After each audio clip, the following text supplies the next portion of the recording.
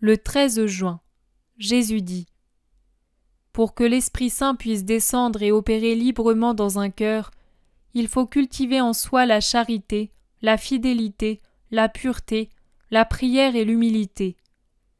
Mes apôtres se préparèrent à sa venue par ces vertus, unies à un intense recueillement.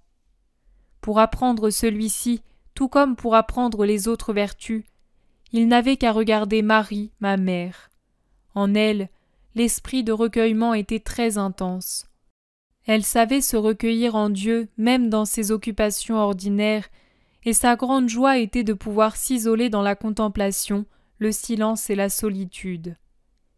Dieu peut parler n'importe où, mais sa parole vous rejoint beaucoup mieux, vous, mortels dont les capacités de la recevoir sont limitées, lorsque vous êtes dans la solitude que lorsqu'autour de vous les gens parlent, bougent et s'agitent, souvent pour des mesquineries humaines. Vous en aurez double mérite et double grâce si vous pouvez entendre Dieu même dans le tumulte, mais aussi double, triple fatigue.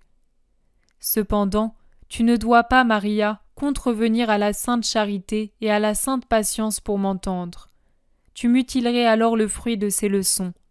Rien, même pas la pensée d'entendre ma voix, ne doit te rendre moins empressé dans l'exercice de l'indulgence et de la patience envers ton prochain.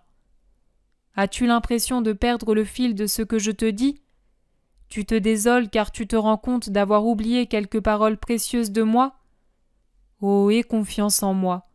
Je te la ferai retrouver, et encore plus belle qu'avant, parce qu'elle sera sertie dans l'or de la charité et entourée des perles de la patience émiettées en un nombre infini d'actes, mais tous précieux. Souviens-toi que tout ce que vous faites au prochain, vous le faites à moi, Jésus. Sache donc sortir de ton entretien avec moi pour être à l'écoute des besoins de ton prochain, même ceux qui parfois sont tout à fait inutiles, toujours avec le sourire et la bonne volonté. Tu auras le mérite d'avoir pratiqué la charité, et les autres ne seront pas scandalisés de te voir irrité pour avoir dû laisser la prière. La très sainte Vierge Marie savait sans s'impatienter sortir de la méditation, de la prière, des suaves dialogues avec Dieu, et tu peux imaginer quelle hauteur ils atteignaient, et s'occuper des autres sans perdre Dieu de vue et sans leur laisser entendre qu'on l'avait dérangé. Que Marie soit ton modèle. Dans la prière aussi, mes apôtres n'avaient qu'à regarder Marie pour apprendre comment il faut prier pour être exaucé de Dieu. De même pour toutes les autres vertus nécessaires à préparer la descente du Paraclet. Encore aujourd'hui, le Consolateur descend avec une force d'autant plus intense qu'un esprit est prêt à le recevoir. Marie, celle qui était pleine de grâce, n'avait besoin d'aucune préparation. Mais elle vous a donné l'exemple. Elle est votre mère, et les mères sont un exemple vivant pour leurs enfants. Marie était déjà pleine de l'Esprit Saint. Elle était son épouse et connaissait tous les secrets de son époux. Mais rien en Marie ne devait paraître différent des autres. Moi-même, qui étais Dieu, m'assujettis sur cette terre aux lois de la nature. J'eus faim, soif, froid, je fus fatigué, j'eus sommeil. Et moi-même, qui étais Dieu, m'assujettis aux lois du moral.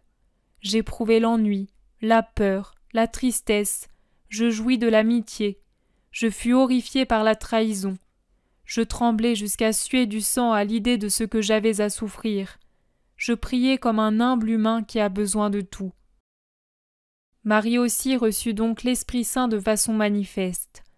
Même les plus grandes âmes doivent suivre la voie que tous suivent dans les manifestations extérieures, j'entends, sans singularité, sans prendre des pauses, lesquelles ne sont autre chose que de la vanité recouverte d'hypocrite humilité. Il vous faut être toujours simple pour que l'Esprit vienne à vous avec plaisir, et puis savoir le retenir avec une très vive pureté. L'Esprit ne s'arrête pas là où est l'impureté.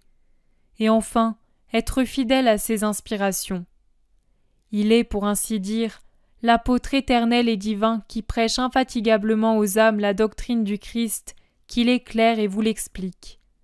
Mais s'il est mal accueilli, si les portes des cœurs se ferment à son approche, s'il est reçu avec colère, il fait ce que je dis à mes apôtres. Il s'en va, et sa paix retourne à lui alors que vous en êtes privé. Dieu ne s'impose pas, excepté dans des cas particuliers. Il est toujours prêt à intervenir pour vous aider, mais il exige de vous le désir de le recevoir, la volonté de l'écouter, le courage de le suivre, la générosité de le confesser. Alors il vous étreint, vous pénètre, vous soulève, vous embrase, vous déifie, vous fait changer votre pauvre nature animale en une nature toute spirituelle, vous rend semblable à lui, et comme un aigle en plein vol, vous porte en haut dans les domaines de la lumière, dans les régions de la pureté, vous amène près du soleil de la charité et vous y réchauffe, jusqu'à ce qu'il vous ouvre les portes de son royaume pour une éternité de béatitude.